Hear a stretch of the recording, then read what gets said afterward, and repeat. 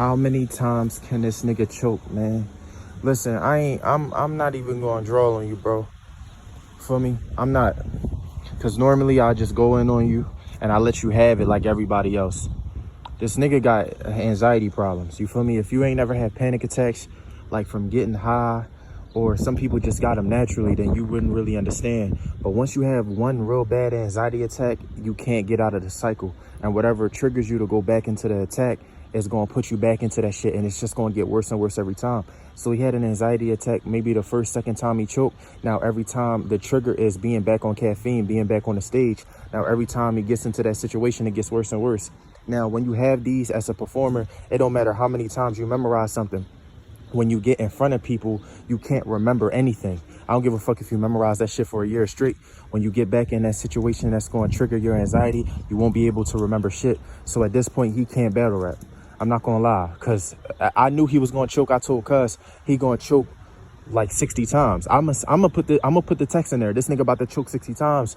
And on some bean shit, I just know that because I got anxiety and I know how it feels to try to memorize a certain script or a certain song or whatever, and then you get in front of people and then your brain get washed. So he's fucked, and there's no way like he was gonna be able to remember everything when now he performing for $100,000. This nigga was choking when he was making 5-10 grand. You think he not gonna choke for $100,000? Because the pressure is fucking times 100,000 at that point. So you might as well retire that nigga. At this point, he just been robbing smack every fucking time. I'm pretty sure he gonna make a live, you know, kind of bitching or whatever, but it is what it is. So, you know, if you can help Twork, if you one of his bitches, rub that nigga back, talk to him, get that nigga in therapy. Don't get him on them pills, because them motherfuckers will do something to you. You'll never be able to change back to normal ever again. So don't do that. Don't get no medication or whatever, but really try to therapy your way out the situation and whatnot. And I'm just mad the nigga was on the joint. He's like, I'm hyperventilating, man.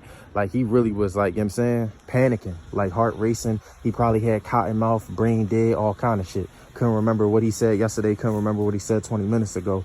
So God bless that nigga Twork, man. KCJ was shitty. She was ass. She was one of the worst performers out there. Well, Yoshi G was trash too.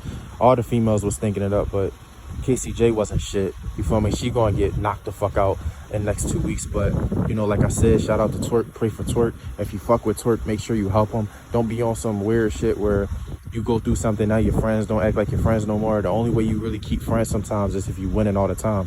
They don't want to be around a real nigga that's going to take losses sometimes. So if you fuck with that nigga, make sure you let him know you fuck with him. You know, talk to him constantly and show that nigga love. But KCJ 3-0 because the nigga choked every fucking round. Like I said, we ain't even gonna go in on him. Don't do that. Don't go on this Instagram going on him. Let that nigga live. Show that nigga mercy.